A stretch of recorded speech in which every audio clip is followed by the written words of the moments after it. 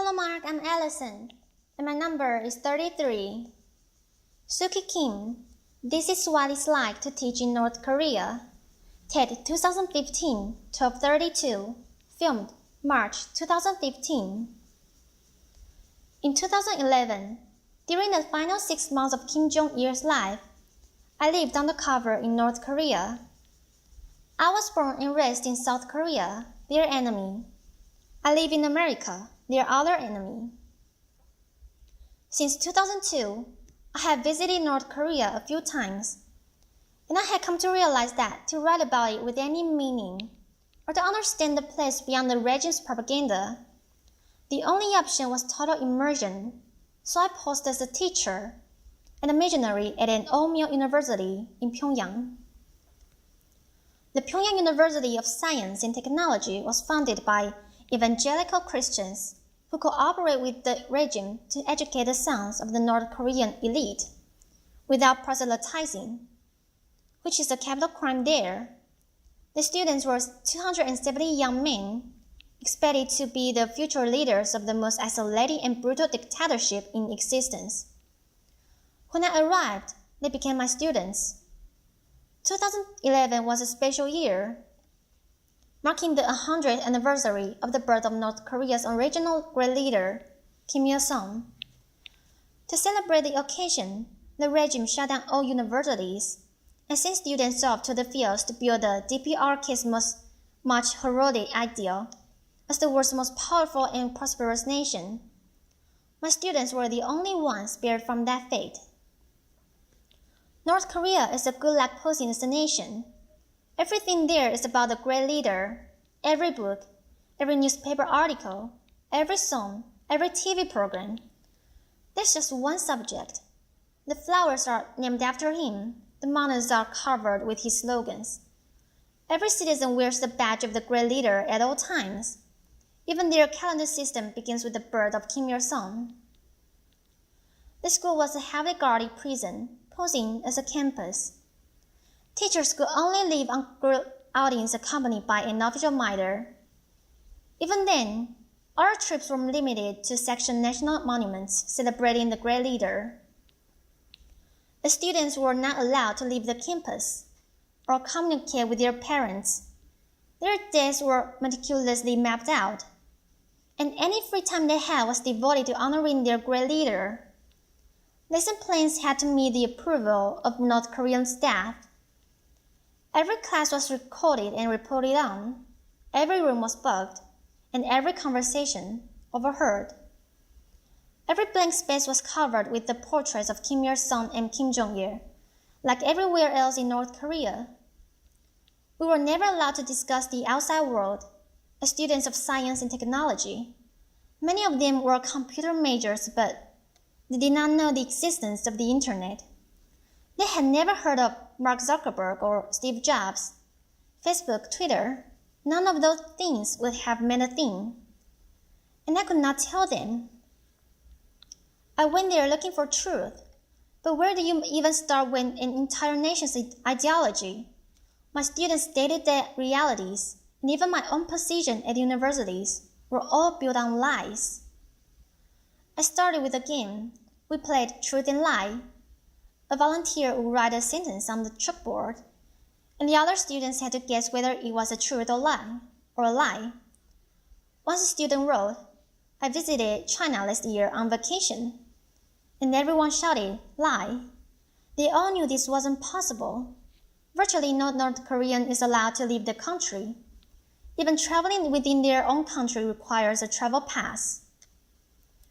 I had hoped that this game would reveal some truth about my students, because they lie so often and so easily, whether about the mythical accomplishments of their great leader, or the strange claim that they cloned a rabbit as the fifth graders. The difference between truth and lies seemed at times hazy to them. It took them a while to understand the different types of lies. They lied to shield their system from the world, or they were told lies, and were just regurgitating them, or, at moments, they lied out of habit. But if all they have ever known were lies, how could we expect them to be otherwise? Next, I tried to teach them essay writing, but that turned out to be nearly impossible. Essays are about coming up with one's own thesis and making an evidence-based argument to prove it. These students, however, were simply told what to think, and they obeyed. In their world, critical thinking was not allowed. I also gave them the weekly assignment of writing a personal letter to anybody. It took a long time, but eventually some of them began to write to their mothers, their friends, their girlfriends. Although those were just homework and would never reach their intended recipients, my students slowly began to reveal their true feelings in them. They wrote that they were fed up with the sameness of everything. They were worried about their future. In those letters, they rarely ever mentioned their great leader. I was spending all my time with these young men. We all ate meals together, played basketball together. I often called them gentlemen, which made them giggle. They blushed at the mention of the girls, and I came to adore them, and watching them open up even in the tiniest of ways was deeply moving. But something also felt wrong. During those months of living in their world, I often wondered if the truth would, in fact, improve their lives. I wanted so much to tell them the truth of their country and of the outside world, where Arab youth were turning their rotten regime inside out. Using the power of social media, where everyone except them was connected through the World Wide Web, which wasn't worldwide after all. But for them, the truth was dangerous.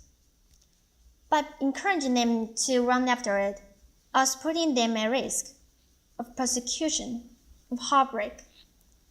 When you're not allowed to express anything in the open, you become good at reading what is unspoken. In one of their personal letters to me, a student wrote that he understood why I always called them gentlemen. It was because I was wishing them to be gentle in life, he said. On my last day in December of 2011, the day Kim Jong-il's death was announced, their world shattered. I had to leave without a proper goodbye, but I think they knew how sad I was for them. Once, toward the end of my stay, a student said to me, "Professor, we never think of you as being different from us. Our circumstances are different, but you are the same as us. We want you to know that we truly think of you as being the same." Today, if I could respond to my students with a letter of my own, which is of course impossible, I would tell them this. My dear gentlemen, it's been a bit over 3 years since I last saw you, and now you must be 22, maybe even as old as 23. At our final class, I asked you if there was anything you wanted, the only wish you expressed, the only thing you ever asked of me in all those months we spent together, was for me to speak to you in Korean, just once. I was there to teach you English. You knew it wasn't allowed, but I understood then you wanted to share that bond of our mother tongue. I called you my gentleman. But I don't know if being gentle in Kim Jong-un's merciless North Korea is a good thing. I don't want you to lead a revolution. Let some other young person do it. The rest of the world might casually encourage or even expect some sort of North Korean spring. But I don't want you to do anything risky, because I know in your world, someone is always watching.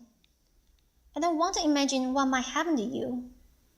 If my attempts to reach you have inspired something new in you, or whether you forget me, become soldiers of your great leader and live long, save lives.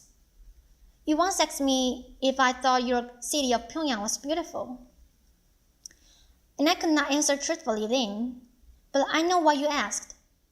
I know that it was important for you to hear that I, your teacher, the one who has seen the world that you are forbidden from, declare your city as the most beautiful. I know hearing that would make your lives there a bit more bearable, but no, I don't find your capital beautiful. Not because it's monotone or concrete, but because of what it symbolizes. a monster that feeds off the rest of the country, where citizens are soldiers and slaves. All I see there is darkness, but it's your home, so I cannot hate it. And I hope instead that you, my lovely young gentleman, will one day help make it beautiful. Thank you. Applause. Thank you, Mark.